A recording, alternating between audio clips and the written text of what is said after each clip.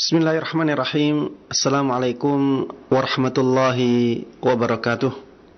Innal hamdalillah nahmaduhu wa nasta'inuhu wa nastaghfiruh wa na'udzu billahi min shururi anfusina wa min sayyiati a'malina.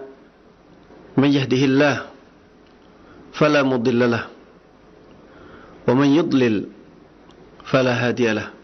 Wa asyhadu an la ilaha illallah wahdahu la syarika lahu wa asyhadu anna Muhammadan abduhu wa rasuluh. Ya ayyuhalladzina amanu ittaqullaha haqqa tuqatih wa la tamutunna illa wa antum muslimun. Ya ayyuhan nas ittaqu rabbakum alladzi khalaqakum min nafsin wahidah wa khalaqa minha zawjaha wa batha minhuma rijalan katsiran wa nisaa'a wattaqullaha alladzi tasaaluna bihi wal arham innallaha kana 'alaikum raqiba. Ya ayyuhalladzina amanu ittaqullaha wa qulu qawlan sadida yuslih lakum a'malakum wa yaghfir lakum dhunubakum wa man yuti'illaha wa rasulahu faqad faza fawzan 'azima. Amma ba'd, fa inna asdaqal hadithi kitabullah wa khairal huda huda Muhammadin sallallahu alaihi wasallam wa syarral umuri muhdatsatuha fa inna kulla muhdatsatin bid'ah wa kulla bid'atin dhalalah wa kulla dhalalatin finnar. Jemaah sekalian, kaum muslimin dan kaum muslimat, khususnya para pemirsa Roja TV dan para pendengar Radio Roja, rahimani wa rahimakumullah. Semoga Allah subhanahu wa ta'ala memberikan rahmatnya kepada kita semuanya. Alhamdulillah, pada kesempatan yang baik ini kita bisa bertemu kembali dalam kajian ilmiah ini yang membahas hukum-hukum fikih. Mudah-mudahan amalan kita ini benar-benar menjadi amalan yang ikhlas, hanya untuk mengharap pahala dari Allah subhanahu wa ta'ala. Dan mudah-mudahan dengan keikhlasan tersebut kita bisa mendapatkan pahala yang agung, ilmu yang bermanfaat dan berkah, yang bisa berpengaruh besar dalam kehidupan kita, bisa mendatangkan banyak kebaikan, banyak kemuliaan, mendatangkan kebahagiaan di dunia ini dan juga di akhirat nanti. Amin amin ya rabbal alamin. Tidak lupa salawat dan salam semoga selalu tercurah limpahkan kepada Nabi yang sangat kita cintai, sangat kita kagumi dan sangat kita junjung tinggi. Nabi yang selalu kita taati dan kita percayai, Nabi Agung Muhammad sallallahu alaihi wasallam. Mudah-mudahan salawat dan salam tersebut juga tersambungkan kepada seluruh keluarga beliau, seluruh sahabat beliau, dan seluruh kaum muslimin yang mengikuti beliau dan para sahabatnya dengan baik hingga hari akhir nanti. Ikhwati wa akhwati fillah, rahimani wa rahimakumullah. Pada kesempatan yang baik ini kita akan membahas beberapa masalah yang berkaitan dengan waktu sholat. Pembahasan kita masih tentang masalah-masalah yang ada kaitannya dengan waktu sholat. Taib, masalah yang pertama adalah bagaimana apabila ada seseorang tidak menjalankan sholat sampai keluar waktunya tanpa ada uzur, tanpa ada alasan syar'i, ya, tanpa ada alasan yang dibenarkan oleh syariat.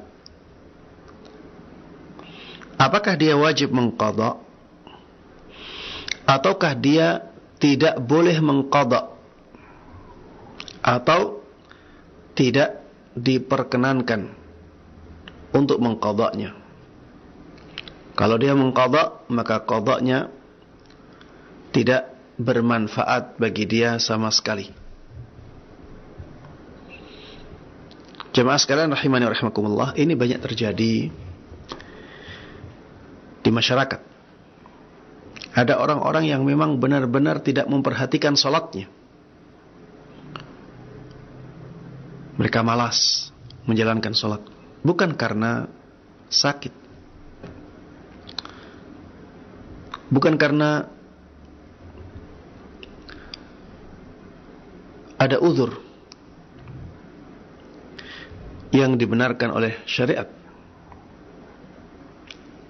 tapi memang karena mereka meremehkan masalah salat.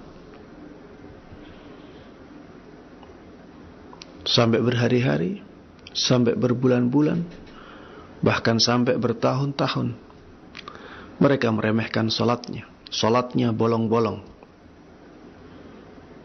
kadang salat, kadang enggak. Bagaimana dengan orang-orang yang seperti ini? Apakah ketika mereka bertaubat kembali kepada Allah Subhanahu wa taala, mereka diwajibkan untuk mengqadha salat-salat yang mereka tinggalkan dengan sengaja tanpa adanya uzur syar'i? Para ulama dalam masalah ini berbeda pendapat. Jumhurul ulama dari 4 mazhab mengatakan mereka tetap wajib mengqadha salat yang mereka tinggalkan, walaupun mereka meninggalkannya tanpa ada uzur syar'i. Ini pendapat mayoritas ulama. Konsekuensi dari pendapat ini, misalnya ada orang dia menyepelekan salatnya sampai 30 tahun. Sampai 30 tahun. Salatnya kadang dilakukan, kadang tidak. Banyak yang tidak dia lakukan, tapi masih salat, walaupun hanya beberapa salat saja. Setelah bertaubat, maka dia wajib mengqadha semua salatnya. Apabila dia bertaubatnya umur 50 tahun, maka semua salat yang pernah dia tinggalkan wajib diqadha semuanya. Seperti ini pendapat yang dikemukakan oleh jumhur ulama atau mayoritas ulama dalam 4 mazhab. Mereka berdalil di antaranya dengan dalil-dalil yang mewajibkan qadha kepada orang yang meninggalkan salat karena lupa atau karena tertidur. Dan banyak dalil yang menjelaskan ini. Wajibnya mengqadha salat atas orang yang ketiduran atau orang yang kelupaan. Mereka mengatakan, kalau yang punya uzur saja, uzur lupa, uzur tidur saja, wajib diqadha, apalagi yang tidak punya uzur. Saya ulangi, mereka mengatakan, kalau orang yang meninggalkan salat dengan adanya uzur saja diwajibkan untuk mengqadha, apalagi orang-orang yang meninggalkan salat tanpa adanya uzur, tanpa adanya alasan yang dibenarkan oleh syariat.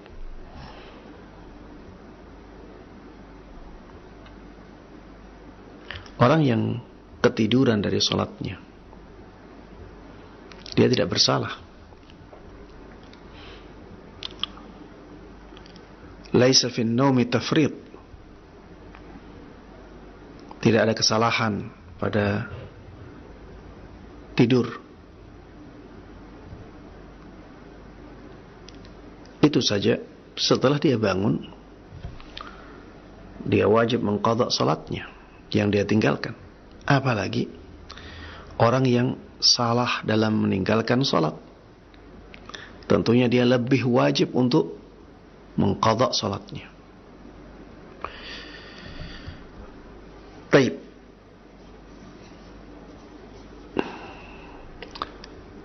Ini pendapat yang pertama, dan ini sebagian dalilnya. Mereka juga berdalil dengan mengkiaskan masalah sholat dengan masalah puasa. Mereka mengatakan dalam sebagian riwayat kisah orang Badui yang menjima istrinya di siang hari Ramadan, ada riwayat, ada redaksi yang bunyinya wasum yauman makana ma asabta, dan puasalah engkau sehari sebagai ganti puasa di hari yang engkau menjima istrimu. Orang yang menjima istri di siang hari Ramadan, tentunya dia menjima dengan sengaja. Berarti dia membatalkan puasanya dengan sengaja. Dan Rasulullah sallallahu alaihi wasallam ternyata memerintahkan orang ini untuk berpuasa sebagai ganti satu hari itu. Jadi berarti puasanya 2 bulan berturut-turut tambah 1 hari itu.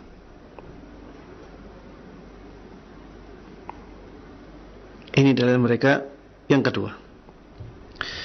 Mereka juga berdalil dengan hadis Nabi Muhammad sallallahu alaihi wasallam, "Fadainullah ahaqqu ay yuqda." Hutang kepada Allah Subhanahu wa taala itu lebih pantas untuk dibayar. Hutang kepada Allah Subhanahu wa taala lebih pantas untuk dibayar. Mereka mengatakan bahwa orang yang tidak salat dengan sengaja itu berhutang kepada Allah Subhanahu wa taala. Berhutang salat. Maka hutang salat tersebut harus dibayar. Harus diqadha, harus diganti. Jemaah sekalian rahimani wa rahimakumullah, inilah pendapat yang pertama dalam masalah ini. Orang yang meninggalkan salat wajibnya dengan sengaja tanpa ada uzur syar'i, tanpa ada alasan yang dibenarkan oleh syariat, maka dia wajib mengqadhanya, dan ini pendapat mayoritas ulama dalam 4 mazhab. Pendapat yang kedua, jemaah sekalian rahimani wa rahimakumullah, orang ini tidak boleh mengqadhanya. Orang ini tidak boleh mengqadhanya. Kalau dia mengqadhanya, maka tindakan mengqadhanya menjadi sia-sia. Pendapat ini adalah pendapatnya sahabat Umar ibn al-Khattab radhiyallahu ta'ala anhu. Begitu pula anaknya Abdullah ibn Umar. Ini juga pendapatnya Sa'ad ibn Abi Waqqas, sahabat yang mulia. Begitu pula pendapatnya sahabat Abdullah ibn Mas'ud radhiyallahu ta'ala anhum ajma'in. Dan tidak ada satupun dari sahabat yang menyelisih mereka. Ini juga pendapatnya Al-Qasim ibn Muhammad, kemudian pendapatnya Muhammad ibn Sirin, pendapatnya Umar ibn Abdul Aziz, dan beberapa ulama dalam mazhab Syafi'i. Ini juga pendapatnya Daud al-Zahiri. Begitu pula pendapatnya Ibn Hazm yang dipilih oleh Syekhul Islam Ibn Taimiyah. Begitu pula pendapat ini dipilih oleh Syekh Al-Albani. Pendapat ini juga dipilih oleh Syekh Muhammad Ibn Salih Al-Utsaimin dan yang lainnya. Rahimahumullahu jami'ah. Pendapat ini juga berdasarkan banyak dalil. Di antara dalil yang mereka sebutkan adalah firman Allah Subhanahu wa taala, "Innas salata kanat 'alal mu'minina kitaban mawquta."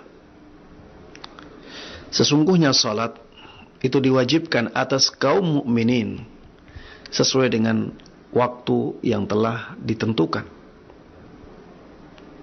Sesungguhnya salat itu diwajibkan atas kaum mukminin sesuai dengan waktu yang telah ditentukan. Mereka mengatakan sebagaimana salat fardu tidak boleh dilakukan sebelum waktunya, maka salat fardu juga tidak boleh dilakukan setelah lewat waktunya.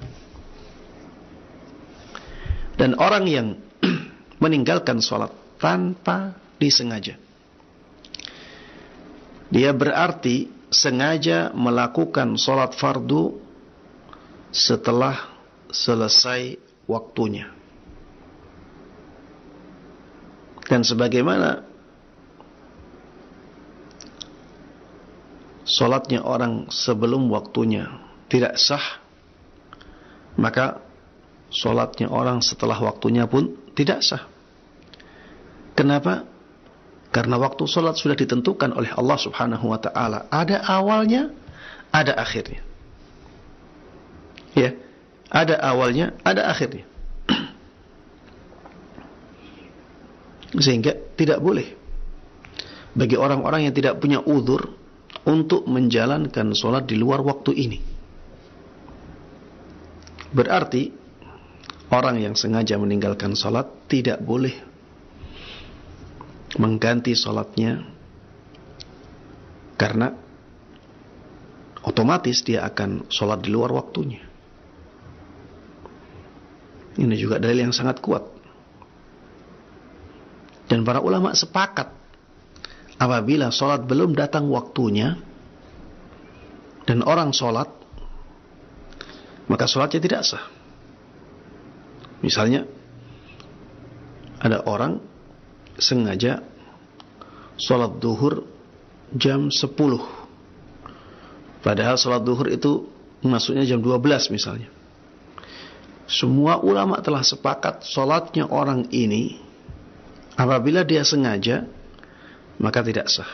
Sholat duhurnya tidak akan diterima. Dan dia tidak boleh sholat duhur seperti itu. Kenapa? Karena sholat duhur itu ada waktunya, ada awal waktunya. Begitu pula harusnya sholat duhur setelah waktunya selesai. Tidak boleh ada orang yang sengaja menjalankan sholat duhur misalnya di waktu maghrib, dan apabila dia sholat seperti itu maka sholatnya tidak sah, sebagaimana orang yang sholat duhur sebelum waktunya tadi. Kemudian dalil yang kedua yang disebutkan oleh mereka adalah firman Allah Subhanahu wa taala, "Fawailul lil musallin alladzina hum an salatihim sahun." Celakalah orang-orang yang punya kewajiban salat, yang mereka meninggalkan atau melalaikan salatnya. Yang mereka melalaikan salatnya. Dia punya kewajiban salat, tapi ternyata dia melalaikan salatnya, sehingga tidak menjalankan salatnya saat salat tersebut diwajibkan.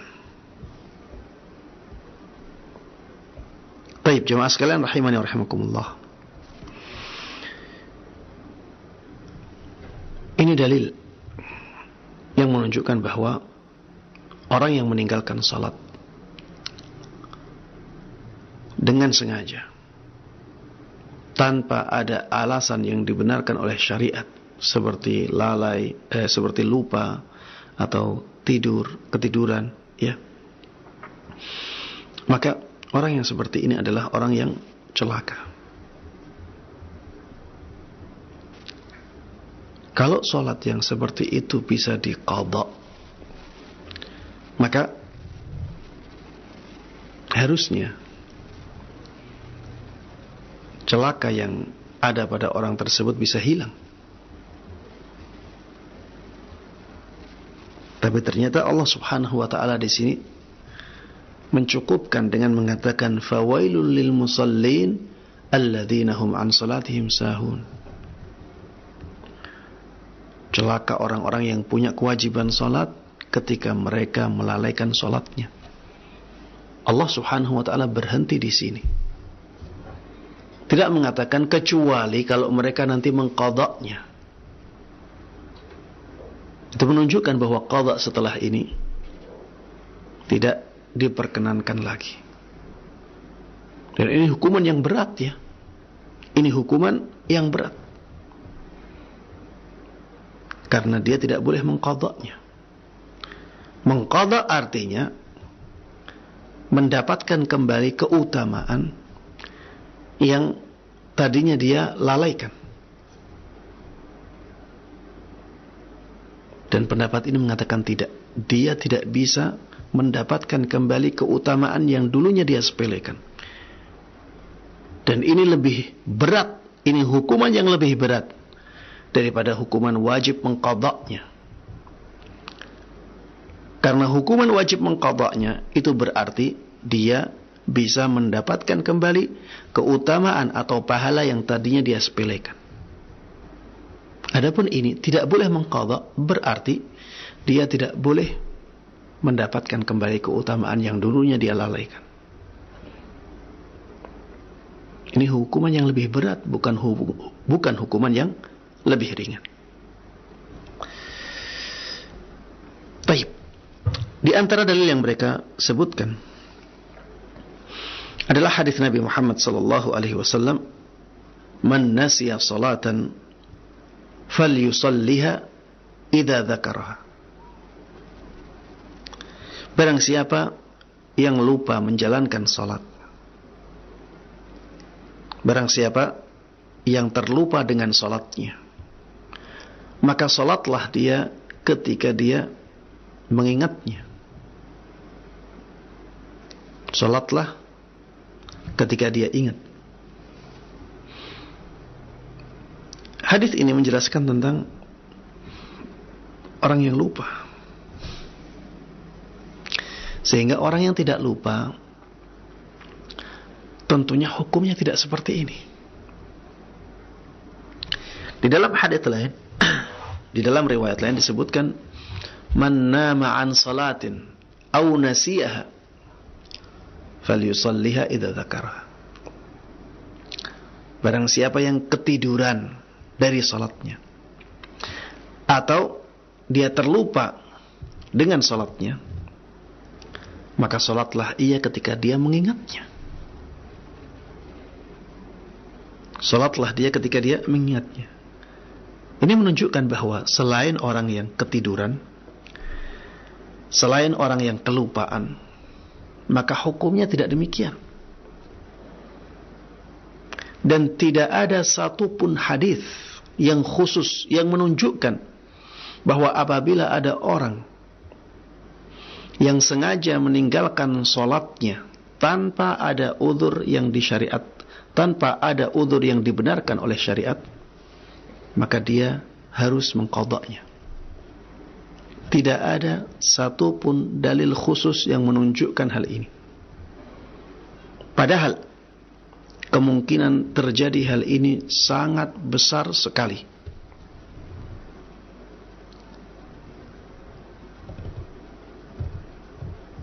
Sama dengan kemungkinan orang ketiduran dari sholatnya. Banyak terjadi, makanya ada dalil khusus. Sama dengan orang yang kelupaan dari melakukan kewajiban sholatnya. Dia terlupa, sebenarnya ingin menjalankan sholat, tapi dia terlupa. Ini juga banyak terjadi. Ada dalil khususnya. Kenapa sesuatu yang banyak terjadi juga, yaitu meninggalkan sholat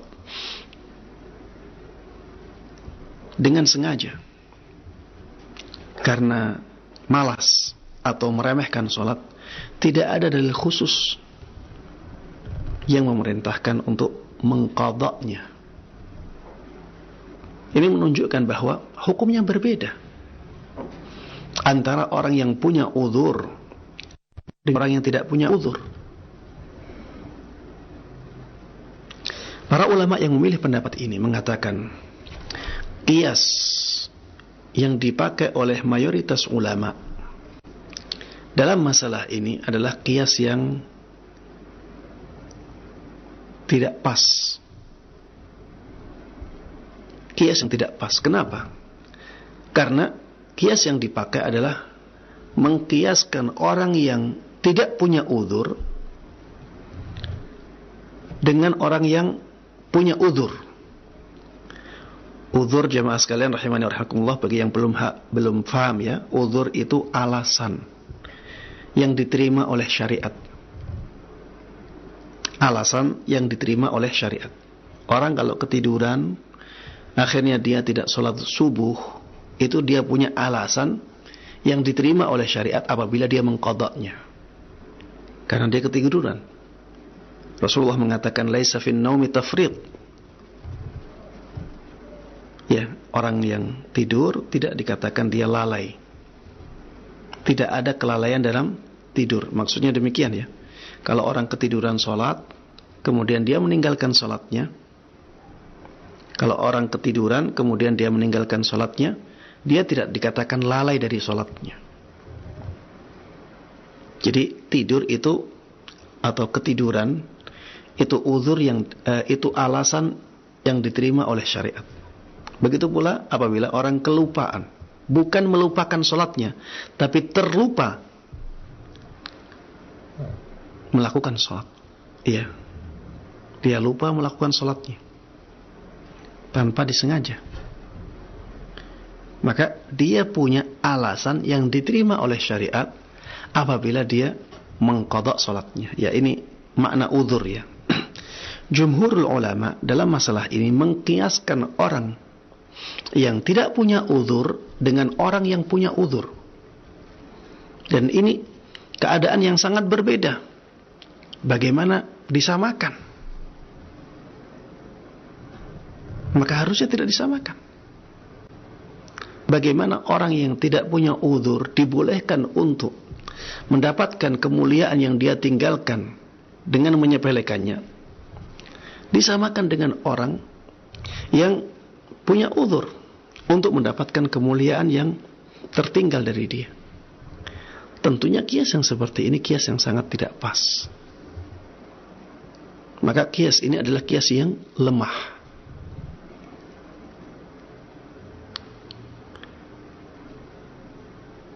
Baik.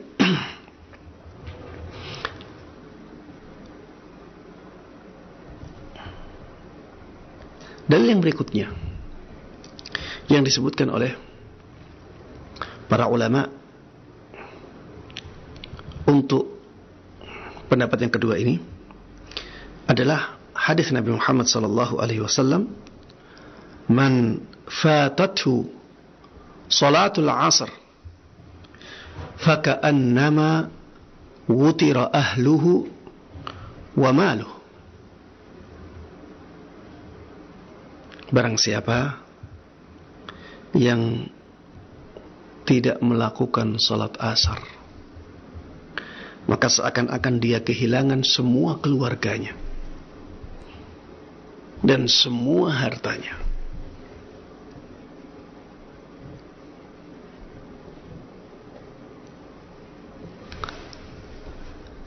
Dari mana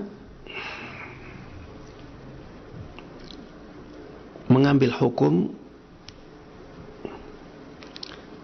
Dari mana mengambil hukum tidak bolehnya mengqadha salat bagi orang yang tidak punya uzur?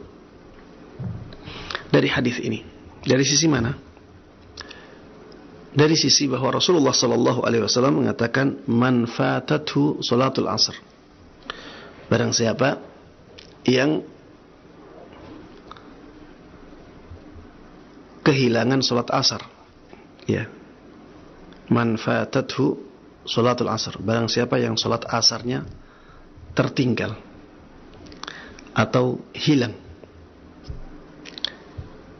ya intinya meninggalkan sholat asar, ya. Tapi kata-katanya fatathu sholatul asar, barang siapa yang kehilangan sholat asar. Sesuatu yang sudah dinyatakan hilang, itu berarti tidak bisa didapatkan lagi. Kalau bisa didapatkan lagi, maka tidak ada gunanya disebutkan faka'annama wutira ahluhu wa maluh. Seakan-akan dia kehilangan semua keluarganya dan kehilangan semua hartanya. Orang kalau sudah kehilangan keluarga, misalnya keluarga meninggal, ya, tidak bisa mendapatkan keluarganya lagi. Tidak bisa mendapatkan keluarganya lagi. Begitu pula dengan orang yang kehilangan semua hartanya. Misalnya semua hartanya ludes, kebakaran. Dia tidak bisa mendapatkan hartanya lagi. Begitu pula dengan orang yang meninggalkan sholat asar. Maka dia tidak bisa mendapatkan sholat asarnya lagi.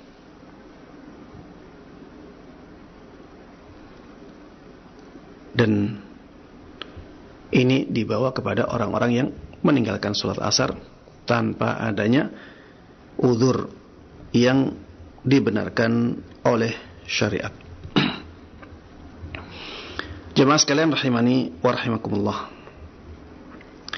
apabila kita melihat dalil-dalil yang ada dalam masalah ini, maka terlihat, ya, dalil pendapat yang kedua lebih kuat. Dalil pendapat yang kedua lebih kuat. Kenapa? Karena pendapat yang kedua ini pendapat yang disampaikan oleh sebagian sahabat Nabi Muhammad SAW. Tadi disebutkan ada sahabat Umar ibn al-Khattab, ada sahabat Abdullah ibn Umar, ada sahabat Sa'ad ibn Abi Waqqas, ada sahabat Uthman ibn Affan radhiyallahu ta'ala anhum ajma'in. Dan dikatakan tidak ada satupun sahabat yang menyelisihi mereka. Dan ini dalil yang kuat untuk pendapat yang kedua. Kemudian dalil-dalil yang menunjukkan pada asalnya sholat itu harus dilakukan di waktunya. Sebelum waktunya sholat tidak sah. Begitu pula dengan sholat setelah waktunya selesai, maka harusnya tidak sah. Qiyas yang dipakai oleh jumhur ulama ternyata qiyas yang kurang pas, karena menyamakan dua keadaan yang bertentangan, ya, dua keadaan yang berkebalikan. Orang yang tidak punya uzur disamakan dengan orang yang punya uzur.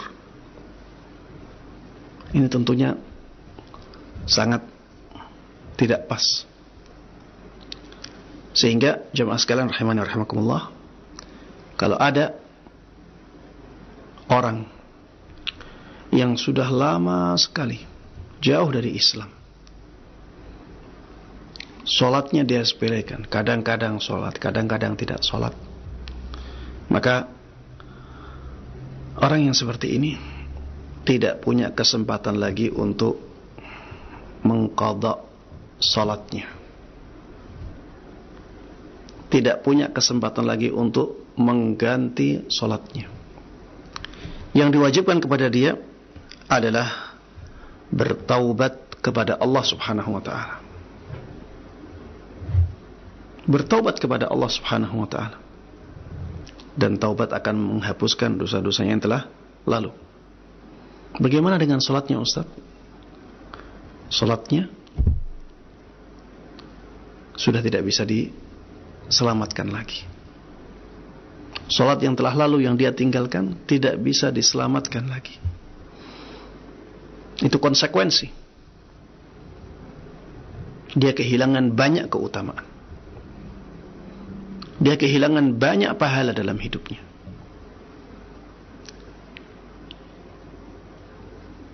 Harusnya ke depannya dia benar-benar menjaga salatnya. Dan kalau dia ingin menambah pahalanya, maka perbanyak salat sunnah. Kalau dia ingin memperbanyak pahalanya, maka orang yang seperti ini dianjurkan untuk memperbanyak salat sunnahnya. Hal ini berdasarkan hadis Nabi Muhammad sallallahu alaihi wasallam. Inna awwala ma yuhasabu bihi al-'abdu yawm al-qiyamah min 'amalihi salatuh. Sesungguhnya amalan seorang hamba yang pertama kali dihisab pada hari kiamat nanti adalah salatnya. Jemaah sekalian rahimani rahimakumullah, lihatlah betapa tingginya kedudukan salat di dalam Islam. Sesungguhnya amalan seorang hamba yang pertama kali dihisab pada hari kiamat nanti adalah salatnya. Fa in salahat faqad aflaha wa anjah. Apabila salatnya baik, maka dia telah beruntung dan dia telah selamat. Wa in fasadat faqad khaba wa khasir.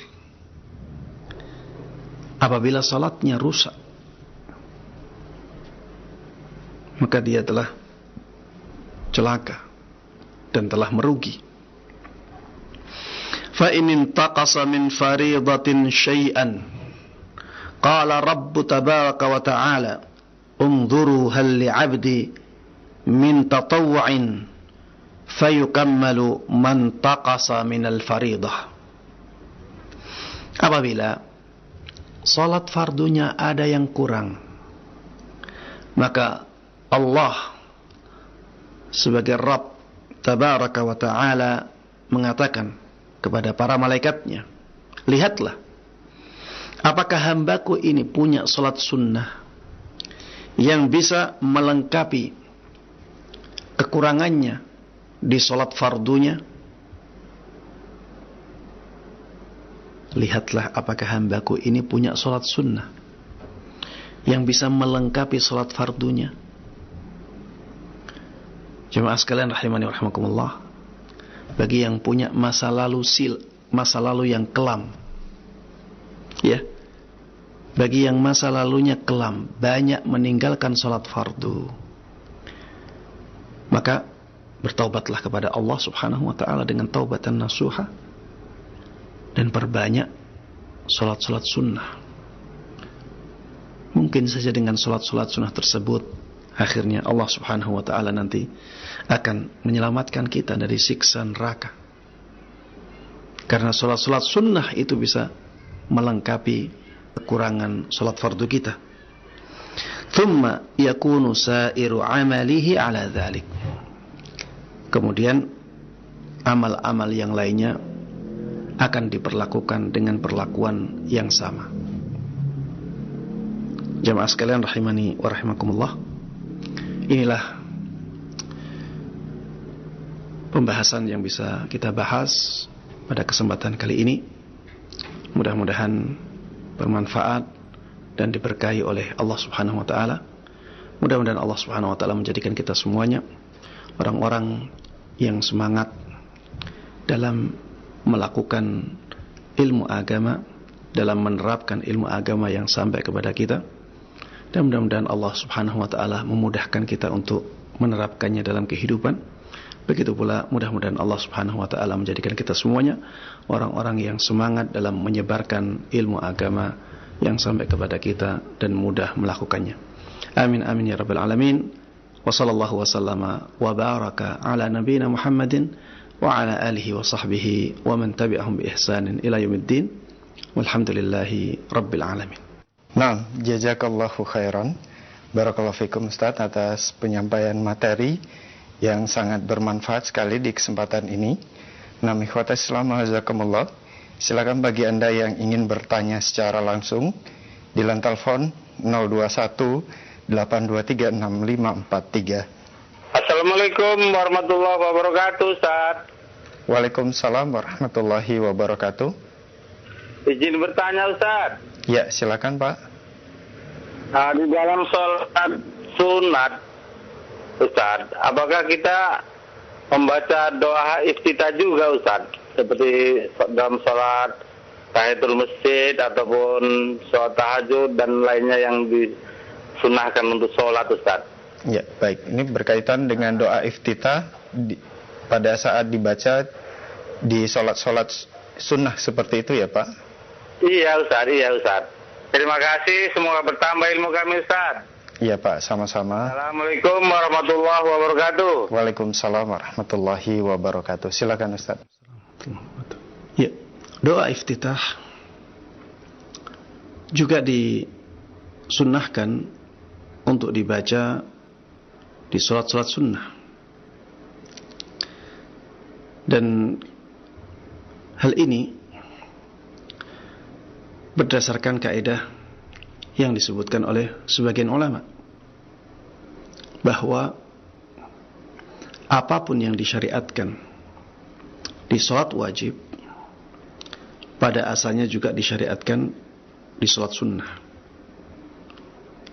Apapun yang disyariatkan di sholat wajib pada asalnya disyariatkan juga di sholat sunnah, kecuali ada dalil yang membedakan. Apabila tidak ada dalil yang membedakan, maka dalil-dalil yang ada pada sholat wajib itu bisa dipakai untuk sholat sunnah. Kemudian Rasulullah sallallahu alaihi wasallam di sholat malam, dan sholat malam itu sholat sunnah, ya, kecuali untuk Rasulullah, ya, untuk Rasulullah itu sholat wajib. Di sholat malam Rasulullah sallallahu alaihi wasallam membaca doa iftitah. Ini menunjukkan ya bahwa di selain sholat 5 waktu juga disunnahkan untuk membaca doa iftitah. Bahkan di sholat malam, karena beliau sholat malamnya panjang, doa iftitah beliau menjadi lebih panjang. Dan pada asalnya tadi ya, bahwa yang disyariatkan di sholat wajib itu juga disyariatkan di sholat sunnah. Sebagaimana doa iftitah disyariatkan di sholat wajib, maka doa iftitah juga disyariatkan di sholat sunnah, karena tidak ada dalil yang membedakan antara sholat wajib dengan sholat sunnah dalam masalah doa iftitah. Wallahu ta'ala a'lam. Nah, jazakallahu khairan. Barakallahu fikum Ustaz atas jawaban yang disampaikan. Semoga bermanfaat untuk penanya Pak Mulyono yang berada di Medan, Sumatera Utara. Kita beralih ke pertanyaan melalui pesan singkat di kesempatan ini. Assalamualaikum warahmatullahi wabarakatuh, Ustaz. Hamba Allah di Ternate. Ustaz, apabila kita terlambat sholat subuh dan waktu sudah mau berakhir dengan terbit matahari, apakah harus sholat sunnah 2 rakaat lagi, dan apakah bisa di rumah tanpa harus ke masjid karena ditakutkan telah habis waktu dengan terbitnya matahari? Mohon nasihatnya Ustaz, jazakallahu khairan. Baik. Ya, ini biasanya terjadi ketika ketiduran ya. Apakah tetap dibolehkan untuk sholat qabliyah subuh sebelum sholat subuh, padahal waktunya sudah mepet? Mungkin kalau sholat 2 rakaat dulu untuk sholat sunnahnya, kemudian sholat subuh, waktunya tidak cukup. Apabila perkiraannya seperti ini, maka tidak boleh kita mendahulukan sholat sunnahnya. Tidak boleh kita mendahulukan sholat sunnahnya. Kita harus mendahulukan sholat wajibnya. Adapun sholat sunnahnya itu bisa diqadha. Sholat sunnahnya bisa diqadha. Jadi yang penting sholat wajibnya di waktunya dulu. Kemudian kalau ingin mengqadha salat qabliyahnya, maka silahkan diqadha setelah itu, tapi menunggu matahari, ya, menunggu yang lebih afdal, menunggu matahari meninggi. Ya, bisa sekitar 1/4 jam setelah terbitnya matahari. Ya, bisa mengqadha salat sunnah qabliyah subuhnya ketika itu. Ya. Tapi ya, apabila misalnya masih ada waktu 15 menit misalnya, masih ada waktu 15 menit, maka waktu 15 menit ini cukup untuk sholat qabliyah subuh. Setelah itu sholat subuh, ya, cukup 4 rakaat, insyaallah cukup 15 menit. Kalau keadaannya seperti ini, maka sebaiknya tetap sholat qabliyah subuh. Salat qabliyah subuh ini termasuk di antara sunnah yang sangat ditekankan di dalam Islam. Disebutkan dalam sebuah hadis, Rasulullah SAW tidak pernah meninggalkan salat qabliyah subuh. Baik beliau mukim maupun ketika beliau dalam perjalanan jauh, beliau tidak pernah meninggalkan salat qabliyah subuh. Dikatakan bahwa salat qabliyah subuh itu lebih baik daripada dunia seisinya. Raka'at al-fajri khairun minad dunya wa ma fiha. 2 rakaat salat subuh, ya, 2 rakaat salat sunnah subuh itu lebih baik daripada dunia seisinya. Kemudian tadi pertanyaannya, apakah harus ke masjid? Jawabannya tidak.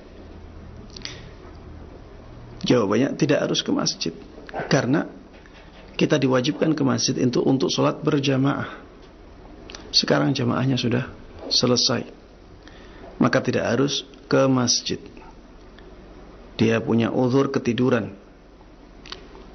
dia punya alasan yang diterima oleh syariat untuk sholat di rumah karena dia ketiduran, maka ya cukup bagi dia untuk sholat subuhnya di rumah, ya, karena jamaah di masjid sudah selesai.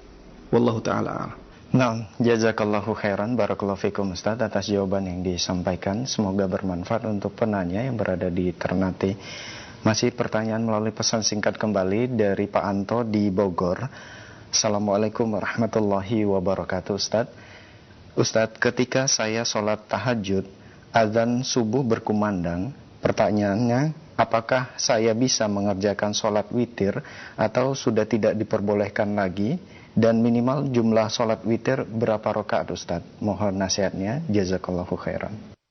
Baik.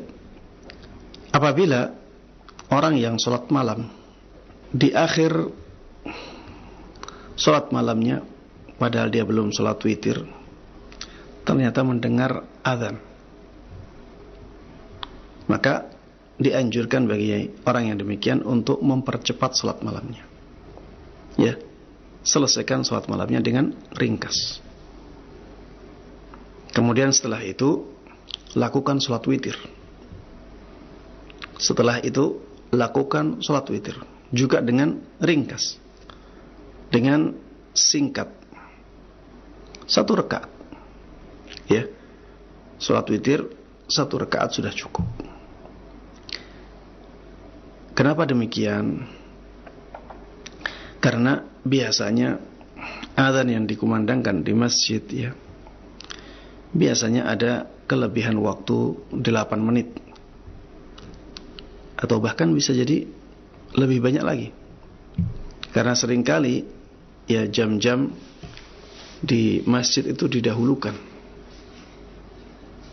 Seringkali jam-jam di masjid itu didahulukan, sedangkan jadwal yang dipakai tetap. Dan biasanya masjid-masjid di saat ini masih banyak menggunakan jadwal resmi dari Depak yang menggunakan derajat 20 di bawah ufuk. Dan apabila kita berpatokan pada pendapat yang benar adalah derajat 18 di bawah ufuk, maka derajat 20 di bawah ufuk ini terlalu cepat 8 menit. Ya, ini terlalu cepat 8 menit. Sehingga kalau misalnya ada azan, maka cepatkan sholat malam kita, ya. Ringkas sholat malam kita, kemudian setelah itu lihat jadwal. Kalau memang azan tersebut adalah azan yang sesuai jadwal depak, ya, maka kita bisa sholat witir. Kita bisa sholat witir tanpa qada. Kita bisa sholat witir tanpa qada, tanpa niat qada, karena memang masih malam, belum masuk waktu subuh. Tapi kalau ternyata jadwal tersebut sudah menggunakan derajat 18 di bawah ufuk, maka berarti kita sholat witirnya dengan mengqadanya. Sholat witirnya dengan niat qada, ya. Allah Ta'ala a'lam. Nah, jazakallahu khairan, barakallahu fikum Ustaz atas jawaban yang disampaikan. Semoga bermanfaat untuk penanya dan kita semua yang menyimak. Masih pertanyaan melalui pesan singkat kembali dari hamba Allah di Blora. Assalamualaikum warahmatullahi wabarakatuh Ustaz. Amalan apa untuk bisa membuka hati seseorang agar dia mau kita ajak mengerjakan sholat? Mohon nasihatnya Ustaz. Jazakallahu khairan. Baik, ini pertanyaan tentang bagaimana menasihati orang yang meninggalkan sholatnya. Ya, banyak cara yang bisa kita lakukan untuk menasihati orang yang meninggalkan sholatnya. Cara yang pertama, cara yang sangat standar, sampaikan kepada dia tentang hadis-hadis yang menyebutkan keutamaan sholat, bahwa sholat merupakan rukun Islam yang kedua, bahwa sholat itu sangat diistimewakan oleh Allah, sampai-sampai untuk mensyariatkannya Allah menghendaki Nabi Muhammad SAW untuk menghadap kepadanya, bahwa sholat adalah amal yang pertama kali dihisab oleh Allah Subhanahu wa ta'ala. Kalau sholatnya rusak, yang lain tidak dilihat. Kalau sholatnya rusak, amalan yang lain tidak dilihat lagi oleh Allah Subhanahu wa ta'ala. Bahwa sholat itu bisa meninggikan derajat seseorang, bahwa dengan sholat maka kejiwaan seseorang menjadi lebih stabil. Inna salata tanha 'anil fahsya'i wal munkar, bahwa sesungguhnya sholat itu bisa mencegah perbuatan-perbuatan keji dan perbuatan mungkar. Innal insana khuliqa halu'a idza massahu syarru jazu'a wa idza massahu alkhairu manu'a illa almusallin alladzina hum ala salatihim daimun. Sesungguhnya manusia itu diciptakan dalam keadaan suka mengeluh. Kalau dia terkena sesuatu yang buruk atau tertimpa sesuatu yang buruk, jazu', dia mengeluh ke sana ke sini. Wa idza massahul khairu manu'a, ya. Apabila dia dapat uang, dapat harta, dapat kebaikan, dapat kenikmatan, maka dia menahannya. Dia menahannya, tidak mau berbagi kepada orang lain, tidak mau berbagi dengan orang lain. Illal musallin, kecuali orang-orang yang salat. Alladzina hum ala salatihim daimun, yaitu mereka yang rutin dalam menjalankan salatnya. Ya, ini menunjukkan bahwa salat itu bisa menjadikan jiwa seseorang tenang, stabil, tidak terpengaruh oleh keadaan. Ya, sampaikan keutamaan tentang sholat, kedudukan sholat yang sangat tinggi, sampaikan kepada dia. Kemudian sampaikan juga kepada dia ancaman bagi mereka yang tidak sholat. Dan ancamannya antara kufur dengan dosa besar. Ada yang mengatakan meninggalkan satu sholat saja menjadikan seseorang keluar dari keislamannya, dan ini sangat mengerikan. Ada pendapat ulama yang seperti ini. Ada pendapat yang mengatakan kalau sholatnya semuanya ditinggalkan baru kafir, baru keluar dari Islam. Ada yang mengatakan kalau mengingkari kewajiban sholatnya baru keluar dari Islam. Tapi jamaah sekalian rahimani rahimakumullah, adanya khilaf di kalangan para ulama tentang orang yang meninggalkan sholat, apakah dia masih Islam ataukah sudah keluar dari Islam. Ini menunjukkan betapa berbahayanya meninggalkan sholat. Orang yang membunuh saja, para ulama tidak khilaf, ya. Para ulama Ahlus Sunnah wal Jamaah tidak khilaf apakah dia sudah keluar dari Islamnya ataukah masih di dalam Islamnya, tidak khilaf. Mereka tidak berbeda pendapat dalam masalah itu. Tapi pada orang yang meninggalkan sholat, para ulama berbeda pendapat apakah dia sudah keluar dari Islam ataukah dia masih di dalam Islam. Ini menunjukkan bahwa dosa meninggalkan sholat itu lebih besar daripada dosa membunuh. Na'udzubillahi min dzalik. Dan ini banyak disepelekan oleh sebagian orang. Ya, banyak disepelekan. Dosa meninggalkan sholat ini banyak disepelekan. Padahal para ulama sudah menegaskan bahwa dosa meninggalkan sholat itu lebih besar daripada dosa membunuh orang. Bayangkan ya, dosa membunuh. Kita bukan sedang merendahkan atau meremehkan dosa membunuh. Dosa membunuh itu juga sangat besar, menjadikan seseorang boleh dibunuh dengan qisas. Tapi ternyata dosa meninggalkan sholat itu lebih besar daripada dosa itu. Ya, sampaikan kepada dia yang seperti ini. Ya. Kemudian mungkin kalau kita tidak bisa menyampaikan secara langsung, kita pinjam lisan orang lain. Kita pinjam lisan orang lain. Mungkin ya ada teman kita yang kalau menasihati enak.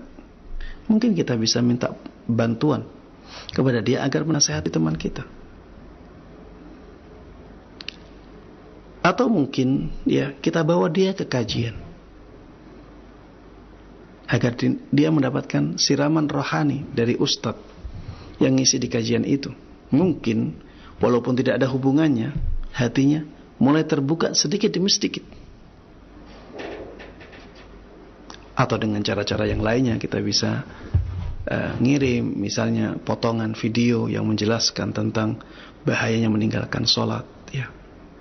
Kemudian kalau kita punya perhatian besar kepada teman kita ini, banyak berdoa untuknya. Banyak berdoa untuknya. Hanya Allah yang bisa membolak-balikkan hati seseorang. Hanya Allah yang bisa membuka hatinya untuk menerima hidayah. Kalau memang dia pantas mendapatkan hidayah, Allah akan buka hatinya.